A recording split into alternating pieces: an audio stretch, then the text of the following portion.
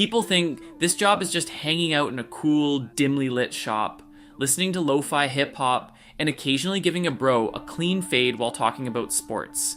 They think it's an endless loop of satisfying reels where a guy walks in looking like a stranded castaway and walks out looking like a GQ model.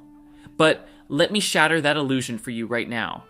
Being a barber or a hairdresser is basically customer service on hard mode, while holding sharp objects near the jugulars of people who absolutely will not stop talking. First of all, let's talk about the physical reality.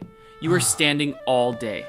Your spine slowly compresses into a question mark while you hover over strangers like a sleep-deprived vulture. By the time you hit 30, your knees sound like bubble wrap, and you have the carpal tunnel of a competitive gamer. And then my aunt said to me, she goes, you need to think about your future. And then the traffic was like a parking lot for hours. And then my boss, you won't believe it, he tells me that I'm overthinking things, but I know And what are you doing while destroying your lower back? You're sweeping up mountains of human DNA every single day, but the physical toll is nothing compared to the psychological warfare of the chair. When someone sits down, they don't just want to trim, they want a miracle. The sheer delusion of the average customer is astounding. They will whip out their phone, show you a picture of Chris Hemsworth, point to their own drastically receding hairline, and say, "Give me this." You must gently explain, using the diplomatic skills of a UN ambassador, that a pair of clippers cannot fundamentally alter their bone structure or summon hair follicles back from the dead. Then you have the micromanagers. These are the clients who treat a standard haircut like an explosive ordnance disposal. They track your scissors in the mirror with unblinking eyes, flinching at every snip, asking if you're sure you didn't take off a millimeter too much on the left side. You are the licensed professional holding the shears, but they act like the creative director of their own scalp. And let us not forget the constant, unrelenting chatter. Barbers and stylists are essentially unpaid, unlicensed therapists. The cape goes on, and suddenly you are subjected to their deepest secrets, their marital problems, and their wildly misinformed political takes. You are trapped. You cannot walk away.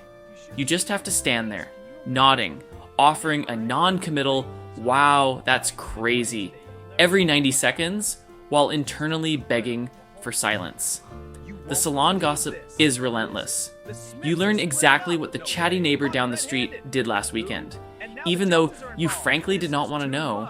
When it comes to the hair itself, you are constantly on the front lines of chemical warfare. You get the dye disasters. Someone tries to bleach their hair at home using a cheap box kit, turns their head a radioactive shade of brassy orange, and begs you to fix it at 4 o'clock on a Friday. You have to perform borderline alchemy to salvage their dignity, doing an extreme before and after transformation just so they don't have to wear a beanie to work for the next 6 months. Mocking the salon drama hits home so perfectly because literally everyone has been in that chair. We've all felt that panic when the stylist turns us around to face the mirror, and we have to put on an Oscar-winning performance, smiling and lying, "I love it," while dying inside. But flip the script. Imagine being the person holding the mirror, watching that forced smile, knowing exactly what's happening, and just desperately hoping they still leave a tip.